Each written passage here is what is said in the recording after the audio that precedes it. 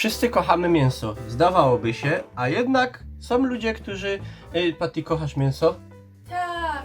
Także widzicie, większość ludzi, ale jednak okazuje się, że nie wszyscy z powodów zdrowotnych albo jakichś tam, nie wiem, religijnych czy innych.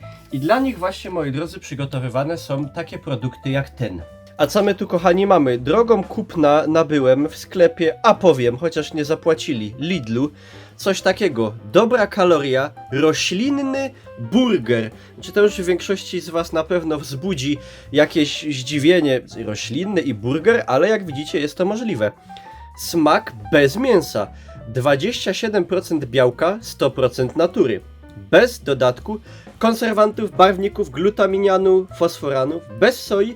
Naturalne źródło błonnika, żelaza, magnezu, potasu, witaminy B1 i moc kiełków.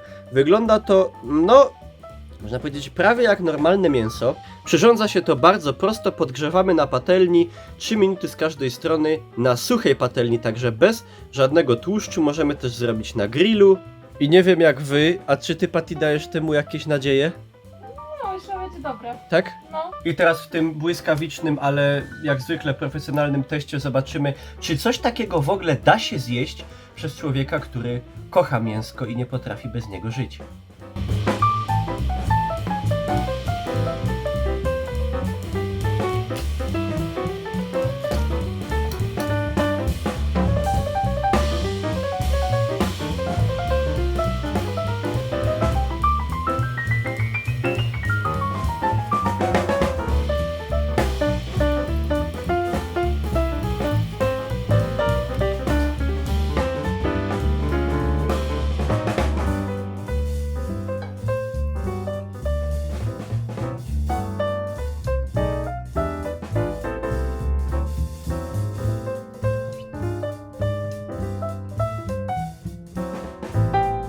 No trzeba przyznać, że wygląda to nie najgorzej. Nawet dałbym się oszukać, że to normalne mięso ze składnikami, żeśmy nie szaleli, tylko podstawowy ser. No i zobaczymy. Czy mięsojady dadzą się oszukać? Patty, jeden twój.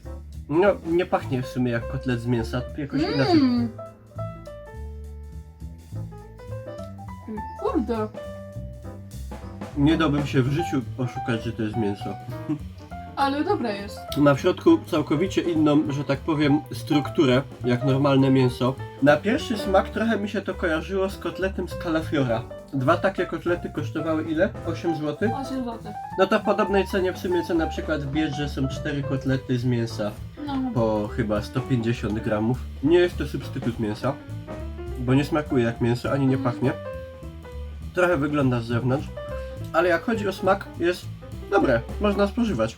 No, to teraz już mogę z czystym sumieniem zapisać się na studia prawnicze i na crossfit. Psiu.